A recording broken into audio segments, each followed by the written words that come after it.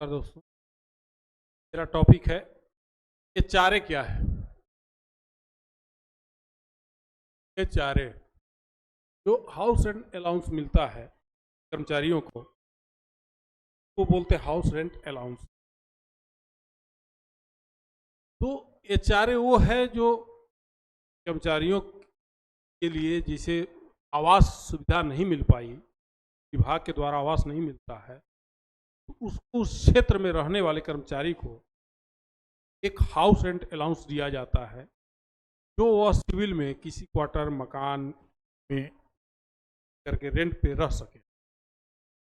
तो इसका भारत सरकार द्वारा 3 तरह से डिफाइन किया गया है, मतलब ए, बी और सी। ये है अभी 27%,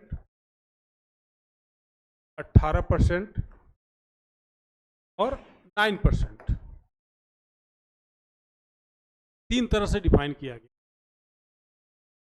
तो 9% तो सबसे लोवेस्ट कैटेगरी में आता है।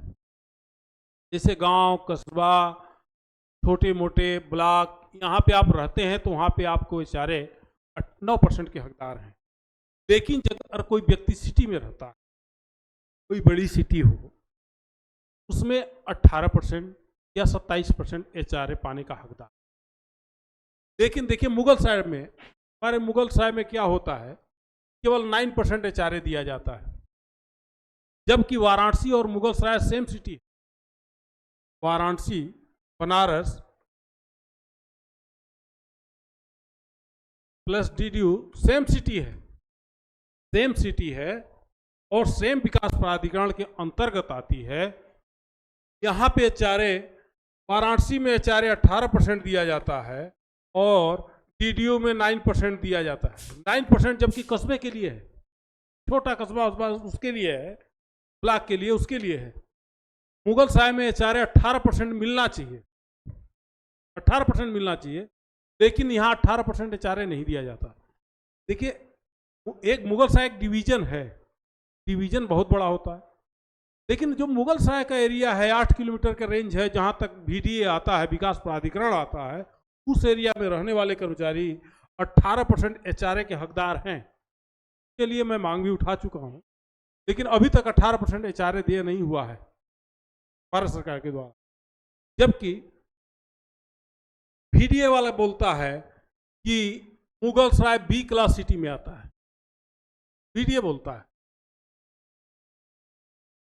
और रेल बोलता है कि नहीं, ये आता है C क्लास सिटी में। अब ये सही है कि ये सही है? लेने के लिए VDA बोलता है B क्लास, और देने के लिए रेल बोलता है C क्लास। C क्लास के अंतर्गत छोटे कस्बे ब्लॉक ये सब आते हैं। मुगल सराय और देखिए VDA सही है,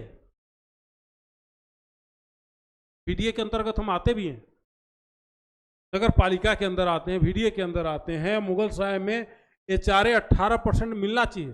देखिए सेम स्थिति यहाँ पे है पटना और दानापुर।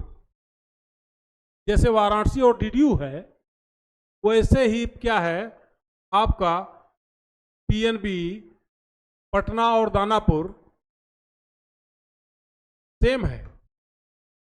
यहाँ पे मिलता है 18% और दानापुर में भी मिलता है 18%, लेकिन यहाँ बनारस में मिलता है 18%, लेकिन मुगल सराय में मिलता है 9%। किस नियम के तहत मिलता है 9%? यहाँ पे HRA 9% क्यों, जबकि 18% HRA मुगल सराय में मिलना चाहिए कर्मचारियों को? इसके लिए अभी तक किसी यूनियन ने बात नहीं उठाई, किसी संस्थान ने बात नहीं उठाई। मैं बार बार इसके लिए अकेले ही प्रयासरत हूँ। कर्मचारियों को मुगल सराय में 18% HRA मिलना चाहिए और उसके वो हकदार हैं। और देखिए वाराणसी और मुगल सराय सेम सिटी है, इसको कहीं डिफाइन नहीं किया जा सकता। जिला अलग, जिला जरूर अलग अलग है, लेकिन सिटी सेम है और सेम विकास प्राधिकरण के अंतर्गत आता है। दानापुर में 18% HRA मिल सकता है, पटना में मिल सकता है और दानापुर में मिल सकता है, लेकिन बनारस में मिलेगा और मुगल सराय में नहीं मिलेगा। एक क्या मतलब है?